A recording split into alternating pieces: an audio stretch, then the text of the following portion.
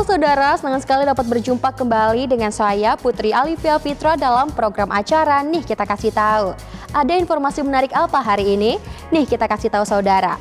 Pupuk subsidi yang seharusnya membantu petani di Lampung justru nyasar ke luar daerah. Direktorat Reserse Kriminal Khusus Polda Lampung membongkar praktik penyelewengan pupuk bersubsidi lintas provinsi.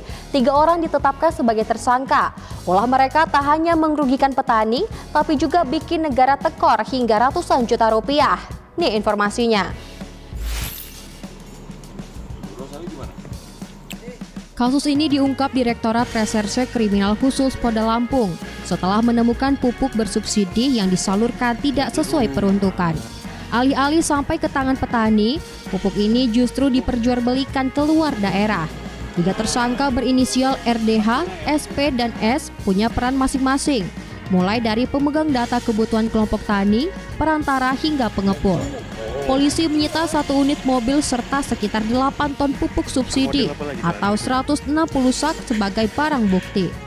Sementara pupuk yang sudah terlebih dahulu terjual diperkirakan mencapai 100 ton dan dikirim ke sejumlah daerah seperti Sumatera Selatan, Bengkulu, hingga Bangka Belitung. Akibat praktik curang ini, negara diperkirakan merugi hingga 500 juta rupiah. Meski belum dilakukan penahanan dan hanya dikenakan wajib lapor, polisi memastikan proses hukum tetap berjalan dan kasus ini akan terus dikembangkan. Saudara RDH tersebut melakukan manipulasi terhadap RDKK yang ada, dan ketika banyak para petani yang tidak mengambil pupuk di tempatnya, di tempat pengecer tersebut, pupuk tersebutlah yang disisihkan dan segera didistribusikan ke tempat yang di luar dari peruntukan.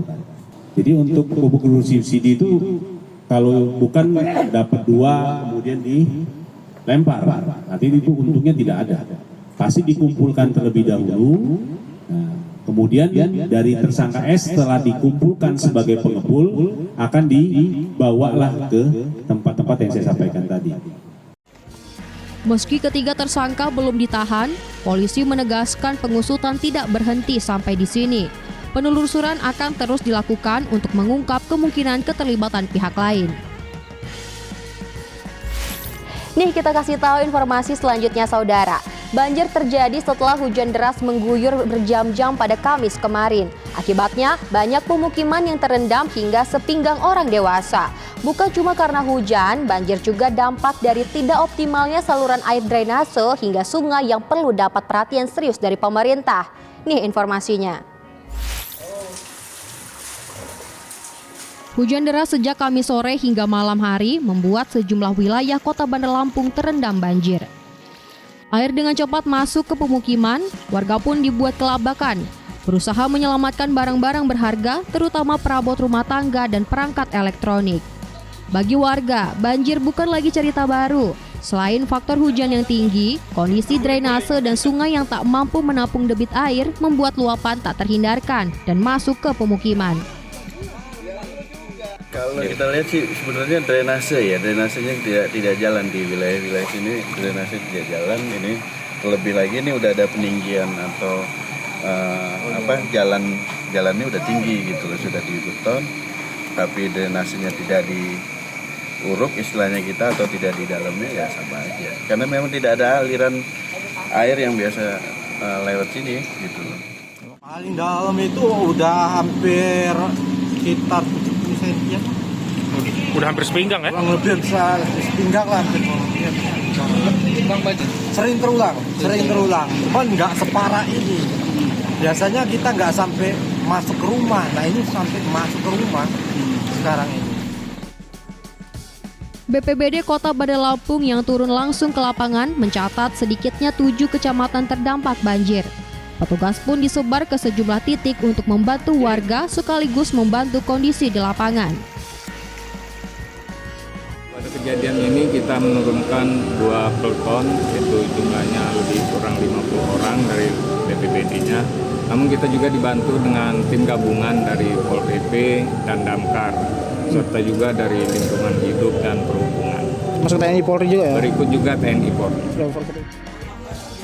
Warga berharap pemerintah Kota Bandar Lampung tak hanya menunda dan segera mengambil langkah nyata agar masalah banjir yang terus berulang ini bisa benar-benar teratasi. Kita berlanjut ke informasi lainnya, saudara. Nih kita kasih tahu, keributan di Lapo Tuak berujung maut. 2 pelaku pengeroyokan yang menewaskan seorang pria akhirnya dibekuk polisi. 1 diantaranya nekat melawan dan harus dilumpuhkan dengan timah panas. Nih informasinya. Polres Pringsewu Lampung menangkap 2 pelaku pembunuhan terhadap seorang pria yang terjadi di sebuah Lapo Tuak di wilayah Gading Rejo.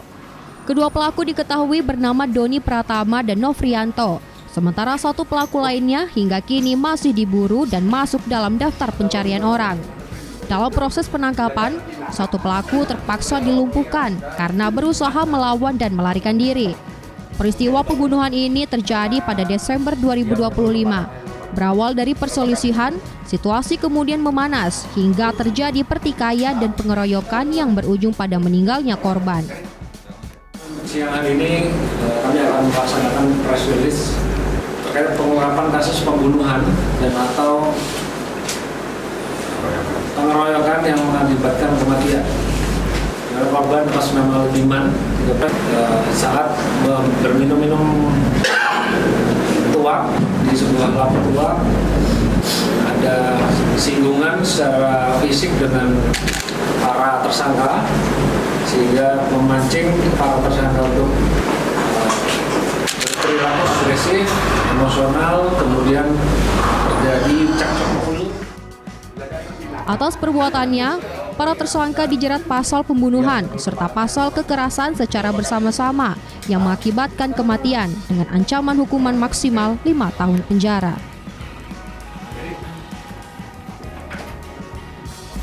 Ya saudara, itu tadi ketiga informasi menarik dalam program acara nih kita kasih tahu. Kira-kira ada informasi menarik apa setelah ini? Jangan lupa untuk like, comment, and subscribe YouTube Kompas TV Lampung. Sampai jumpa.